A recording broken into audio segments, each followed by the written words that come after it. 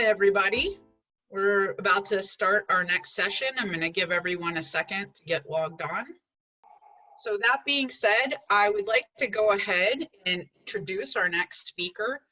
Kyle Truesdell has a deep background in agriculture with nearly 2 decades of experience. He's one of the founders of Agrarian Supply, which is a company full of agronomic professionals that are focused on developing strategies to help farmers grow their margins while they're growing their crops.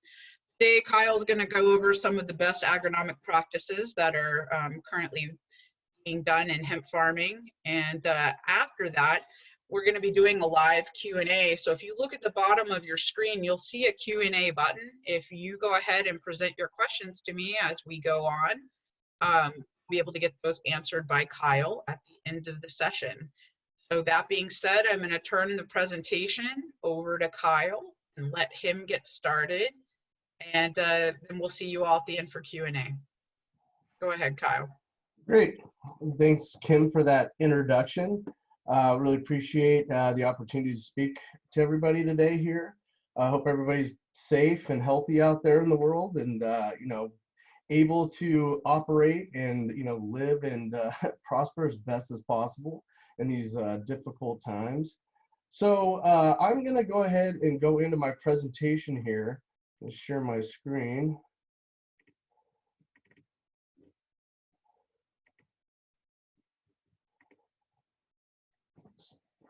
And my topic here today is Agronomy 101, Best Practices in Hemp. And again, I'm going to just kind of go basic over what Agrarian Supply is and the company that, my really good friend and business partner, Scott Knippelmeyer, founded and started about nearly 2 years ago now. Agrarian Supply basically is committed to farming. I mean, that is our core of what we do and what we have experienced in our life and our overall passion. We wanted to make sure in approaching the hemp industry, bringing our collective experience and knowledge base from traditional agriculture and cropping systems within the United States today, mainly focused on crops west of the Rockies that would be considered specialty crops that, typically grown in the Western United States, and a lot of it focused within the state of California. With hemp and cannabis being crops that have really started to take that next step in the traditional agricultural commercial market, bringing our experience from that space to go ahead and then kind of bring them together and take them kind of out of, the dark and into the light, if you will. So just overall, basically, we're approaching this industry from the standpoint of wanting to, steward it into the future and currently to where we're going. So to get started, I just wanted to go over some key definitions of basically agronomy, agronomics, and what an agronomist is. These aren't anything special. I did not create these. These are pretty much right off the internet, but they're very basic, and it gives everybody who has some experience and knowledge base of what agronomy, agronomics, and what an agronomist is, as well as somebody who has never understood, heard, or used these terms, or been a part of the farming agronomic space. So just starting off here, agronomy, the science of technology of producing and using plants in agriculture for food, fuel, fiber, and land restoration. It is both a humanitarian career and a scientific one. Agronomy has come to encompass work in the areas of plant genetics, plant physiology, meteorology, and soil science. It's always, you sit around and hear farmers talk about the weather. Obviously, meteorology comes into play there. It is a big part. Mother Nature is unforgiving and is one of the main focuses of how you're going to plan and farm. Understanding historical, current, and potential future weather patterns. So agronomics is the branch of economics dealing with the distribution, management, and productivity of the land. And finally, an agronomist, a scientist who looks for ways to increase soil productivity. In other words, to raise more food on the same amount of soil. They also work to improve the quality of seed and the nutritional value of crops. These all are extremely important as they tie together in looking at what agronomy is and how that contributes and how that relates to what the crop is you're growing. And crops, as you can see in these definitions, don't necessarily completely always tie to a specific crop, in the sense of something grown in the soil. You're looking at also livestock and just land management, overall restoration, and the stewardship of the land and sustainability of the land to continue to be viable and productive for the future. I know myself, I'm second generation in agriculture. I have a lot of family farming friends that are, fourth, fifth generations, and I have two sons myself, and I'd like to see them be the third generation. So, being able to steward the land and increase and not just maintain the productivity of the soil itself so that our future generations can continue to thrive and our industry can continue to thrive into the future. Just real quick, some basics about hemp. We have kind of the three main parts that I would consider the basics: the whole plant, the top flower, and the biomass. I know, again, this is probably pretty basic information for some of you, but thinking about the plant as a whole and the different components, everything that's tied into this, from not just the plant itself, as you can see through the definitions of agronomy, agronomics, and agronomists, is it's really the big picture. Everything you're doing on farm to help the productivity level, to not only increase it, but also to make it sustainable and create an economic or agronomic environment that allows you to become profitable and maintain your business and grow your business and to stick around a while. Farming is not a fly-by-night, industry. You're in it, you live it, you breathe it, you embody it. It's everything that you do. Agriculture, farming, it's who you are. So the whole plant itself, consists of the stalk, stem, leaves, and flower. Each component of the plant has a variety of applications and different values. As I'm sure a lot of you know out there, where the markets have been, where they're at currently, and where they're going, and how to get the best agronomic value out of the crop to move it into the space that's going to create the most sustainable market for you. We have the top flower, which is the largest harvested and dried to 8% moisture content. Basically, the flower is going into that smokable CBD market, which was very popular last year. It's still gaining some momentum, and there is still some interesting ideas for the future of where that market's going to go. And then overall, the biomass. This is kind of almost, be honest, biomass, and some of the other presentations you're seeing today and conversations you probably had over the last 6 months can sound like a four-letter word at times, even though it's not. The biomass itself, and there's a lot of product that has been, on the marketplace, but, as the market materializes and matures, we'll understand and how to connect those dots and continue to monetize the crop and the biomass itself. The biomass is a combination of the hemp plant material milled for extraction. This is just a neat slide that I like to throw up, and sorry if it's a little bit hard to read at times because there's a lot of information here. Just shows the versatility of the plant itself. And again, all these different opportunities and the versatility of the plant overall to look at what products downstream can be made, created, utilized, and monetized for the crop itself. It's pretty amazing. There's not very many crops out there today that you can look at and see how versatile it is and where these massive opportunities for this crop is into the future and going forward. It's very important to understand this, again, not just from a farming standpoint, but the agronomic piece. This all rolls into it. It's not just about how much fertilizer you're putting out on the ground. It's not just about your, pest management program.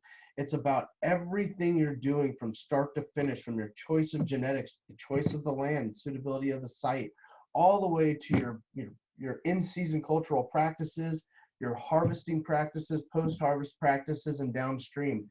All that can be rolled into the idea of agronomy and the agronomic aspect that needs to be applied to the farming of the hemp crop itself, or any crop for that matter. So this is going to get a little bit more into the idea of basic agronomy and the overall big picture, and kind of what we look at as the roadmap and best practices, the absolute minimum operating SOPs, if you will, standard operating procedures that you need to follow to make sure that you are not just farming the crop efficiently, but you're also doing the proper data analysis, data acquisition to then further the agronomic importance and viability of the crop into the future, and ultimately the bottom line to the farmer. You know, at the end of the day, business is about the bottom line and driving revenue. And the agronomic aspect of this is what overall is going to drive that bottom line in your revenue itself. So really, here we go into the core methods. This can get really, really granular. I'm going to keep it very high level today. I want to make sure everybody understands what we look at as far as an agronomist as how we're going to approach a crop for the season and or multi-crop season, and the basic procedures we're going to put forth to plan, budget, and finalize our overall seasonal farming plan itself to get to a point where we can monetize a crop and create revenue. And again, hopefully have enough money to farm again and have the energy to do so. So in those core methods, we look at to increasing our yield overall is plant nutrition and fertilization. There's plant protection and pest prevention, as well as design, layout, harvest, and post-harvest handling. So just to get a little bit more in depth with plant nutrition. And this is where a lot of people, I think there can be a bit of a misconception on what agronomy is, and specifically the focus on really nutritional value into the crop and soil science itself, but it really, again, encompasses so many other facets of the industry. So in your best practices, understanding your soil and water analysis of what they are currently have and comprised of is extremely important. In site selection and evaluation, no matter what crop you're growing, having a soil test, and that is testing of the site to do a full evaluation that gives you the best representation of what your soil elemental compromising is what is compromised of. So comprised of, I apologize. So it's very important to understand that water is obviously very critical to know, what the water is comprised of, so you can make sure that you are not having conflicting elements within the cation exchange process within the soil and the getting into soil solution, to which is then the elements in soil solution, and I'm talking your NPKs, other macro and micro elements that become plant available. So it's, again, very key to have a soil test and water test, and not a single soil test. There are metrics that you would look at on a per acre basis to understand how much testing you're going to need to do to get that best representation of what the soil contains.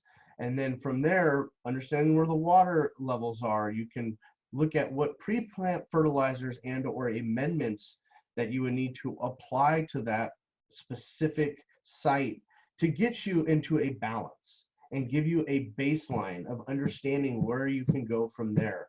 Because that is where then you can start looking at proper estimations of nutritional programs, what you're going to need to do during pre-plant and in-season fertilization to make sure that you're optimizing the crop and its yield potential based off of what your input into the land. And again, these all have, as everybody I'm sure here knows, costs associated with them that can look staggering at times. But soil and the time it takes to create beneficial soil that is going to be sustainable, it doesn't happen over a year. These typically, to get a real good baseline, is a 2 to 3 year process. So this is something you have to plan for year after year until you kind of get to that really, standardized baseline that you can work off of, where then you have more predictable results for your, not just the overall health of the crop, but quality and your yields. So pre-plant fertilizers can be anything from general stuff, from granular, from 045O fertilizers, which is a 45 phosphorus, to a 0050 sulfate of potash, which is mainly your potassium, and things that would then throw nitrogen in. Compost is something very popular. I'm not going to get too in depth with it, but that is another thing to take a look at. So in-season fertilizers are going to be much more specific to the plant and its growth stages and what exactly its actual needs are going to be.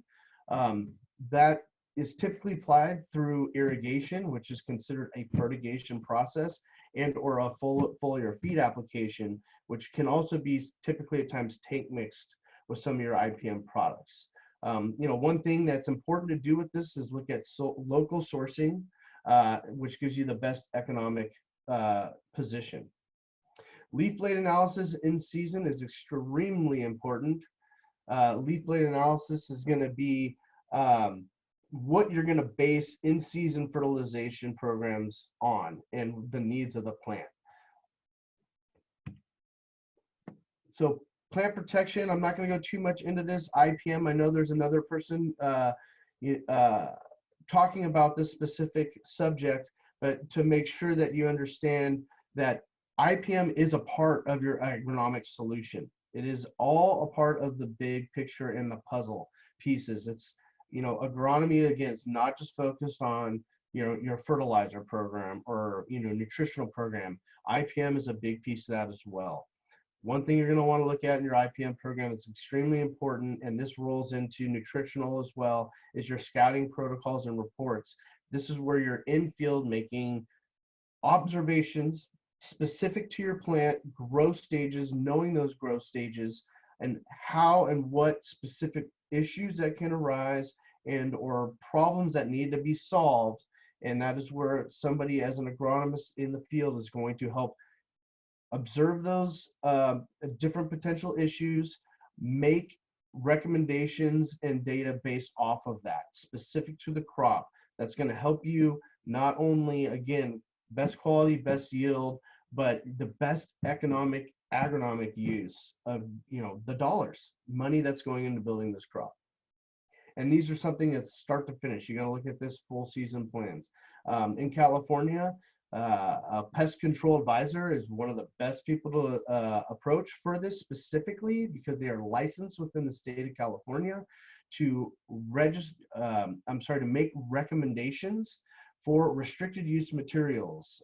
It is specific to California. Arizona has some guidelines as well because of the overlap with agriculture between the states. But something to keep in mind, this is not a trend that's going to be just specific to California. More and more states, especially as crops that were considered more high value specialty crops are going to be grown, those regulations are going to be put in place. So just food for thought, something to think about. California's always been out there on its own with some of these specific regulations. Overall plant design and harvest for the field. The layout, plant spacing, irrigation design, your in-season monitoring strategies, harvest plan, post-harvest plan, and extract, how to understand how you're going to take that off farm to a facility for extraction. What is that downstream next step, after harvest, and really overall monetizing the crop. Extremely important. It's something that everybody's got to, take into consideration for your full farm agronomic plan, the full strategy. Farming needs to have the plan from start to finish. Just having a few pieces here and there is not optimal. It's not what you would like to have. You want to make sure you know what you're doing from start to finish. Just real quick to kind of talk about seed planting zone. This is something that we internally had put together through a lot of our experience. This is showing some of the Western United States specific growing regions and where those regions line up to different genetics based off of these, what we consider the environmental climates. These are very large to be considered microclimates. There would be more macro climates, so to speak, but these areas within this map are identifying specific traits and specific genetics that would need to be applied to be successful and to get the most out of your crop that's being put in the field. And then this also further kind of details, and again, this is a little difficult to see, I apologize, the difference between something that's going to be a full term or an auto flower varietal. Different row spacing, different planting timing, different plant densities, it's all gonna, equate out to, again, different planting times, different harvest times. And during those windows of the year, you're gonna get into different IPM strategies because different pests, expose themselves at different times of the year, different plant diseases, different times of the year, different nutritional demands show up different times of the year. So something very important to think about in your geographical location and where you're going to be, farming hemp as a whole. Hemp is not as simple as everyone likes to think. It is very intricate. There's a lot of different aspects to the plant that make it very complex and unique. So these are two nutritional charts I'm just going to show up here that are specific to day neutral and also full term autoflower varietals. So here's a 16-week hemp nutrient needs chart. You can see NPK by the week across the bottom, and then the volume of it as it goes. This is a ever-changing graph for us. We're constantly updating this information based off of further information we gather from the field to really identify and understand those nutritional and demands and needs, and when they're at their peak and when they're at their lowest, because this is going to help you then time and understand when to make applications, how much you're going to make, and then overall your agronomic budget from your nutritional program. And the last slide here is autoflower 75-day nutritional needs. You can see there is a variation, but some similarities between the two. It's mainly looking at the time frame and when those peak demands are. As you're trying to push the specific genetics and get, again, the biggest yield you can, the best quality, it translates into different demand times of NPK values, and we're just keeping it to NPK at this point. And NPK, nitrous, phosphorus, and potassium. Sorry, I didn't outline that earlier, but you can see that it's a lot more than what most people had thought. This data doesn't exist today. We're creating it and bringing it to the industry for educational purposes and people to understand, these things. For just, a lack of a better crop to use as an analogy, if you look at corn and soy and how much university data there's out there today to understand what NPK needs are, different stages, what the growth patterns are, different geographical locations, and then ultimately what the yields and quality are and how that relates to the nutritional demand of the plant. There's 50, 60 plus years of data out there. There is not this specifically for hemp, and there's not this specifically for the new genetics that are coming out in hemp. And we're looking at things like, autoflower genetics. So just something to keep in mind, food for thought. I got one more slide here, and then I believe we're moving on to questions. This is just a quick financial overview.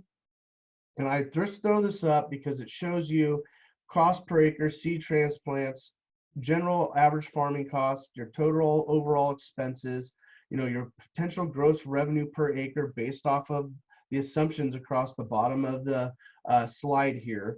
This is just average information, things we've looked at from our experience, knowing where the industry is, This is fluctuating a lot right now, everybody, and we all understand that. But this is just something to look at and understand what your net return per acre could be. And with a low, average, and high based off of farming practices, low is going to be, hey, I'm going to go, I mean, I hate to use this term, as cheaply as possible. I just want to get the crop out. And that's what you're looking at. Average is going to be somebody who understands this is high value, there's potential upside. I'm going to spend the money up front because I know there's potential downstream ability to scale that and gain more revenue. And then high is going to be someone who's going to go full, what I like to consider a Cadillac program, from nutritional, IPM, genetics, you name it. You're going transplanting, everything is dialed in, but you still see where there are potential losses here from a high input standpoint. And the reason why I show this, there's another slide I didn't include here today. When you look at high is going to be transplanting. It's a little bit higher cost, but you're guaranteed a little bit. You have a little bit more safety. It's almost a nice way to look at crop insurance today, since there is some pilot programs for hemp crop insurance, but it's basically a self-insured program. And because of, again, the high cost of that. Average is going to be direct seeding, but the loss to direct seeding, if you start doing a cost benefit analysis to germination versus what could possibly not germinate, if you're looking at something that doesn't germinate 10-20%, your average is just drop your return, and the high makes it much more valuable. And it's, again, it's a little bit of an insurance policy. So just real quick, this is our team. Myself, co-founder, my business partner, Scott Knippelmeyer, Eric Overeem, our senior agronomist, who's been doing this for 25+ years. And then our VP business development, Paul Coit, who really looking at the genetic space and really helping us out to make sure that we're working with the best people that we can in the hemp and cannabis space itself. So that's awesome. That ends the presentation here. Well, Kyle, let me just jump into a couple of questions that we have here. One of the questions that we had was regarding CBD content. If you can take a look, is the target product, is there a product targeting omega? I'm sure you know what this means, because this is beyond my pay grade. Omega -3 FA per plant. From David. Product targeting omega. So specifically, I guess my question of that is, are we talking specific nutritional products? That, I mean, that would, I don't know. That would be kind of my guess. If you could, yes, if you could kind of speak to that point. There would be products out there that are available to talk to that. Thanks, David. I see that you say bingo there. Yeah. There definitely are products out there on the market that do, are formulated to specifically target, again, some of those different traits. There's also genetics out there that are doing that as well. I think more than anything, looking into that particular direction, genetics is a place you're going to probably want to start and looking and understanding where that goes. Okay, awesome. Brian had a question about utilizing living biological systems, decrease dependence on synthetic fertilizers. Any thoughts on that? That is absolutely one thing that is extremely important to note. And even though within the federal legalization of hemp, restricted use material pesticides that are regulated by FIFRA, which is the Federal Insecticide, Fungicide, Rodenticide Act, they are not registered typically for hemp. So a lot of this is, you're really farming this organically. It's extremely important to understand that. And biological products are absolutely critical and key within the hemp and cannabis space. For specifically hemp and cannabis, from my experience and from my colleagues' experience, biologicals are absolutely amazing, and hemp and cannabis love them. And they do a great job, especially with your working in marginal soil conditions, where you can then increase biological populations and overall productivity.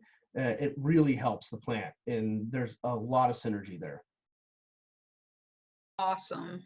Awesome. I think we had a quick question. We had two more quick questions we can probably throw in. Joseph's asking, where's the best place to look for an agronomist in your area? And I'm pretty sure that we can send them the information directly to Agrarian's Yeah. uh, site just to get in touch with them. Do you have an email address that you'd like to just throw out, a generic one, or would you like me to just send it to Joseph? Yeah, you could just send it to Joseph. I Okay, think just using my okay, email would be just great. fine. I'll throw that out then, guys. But Agrarian, just to let you know, has agronomists nationwide. Yes. So if that helps you out.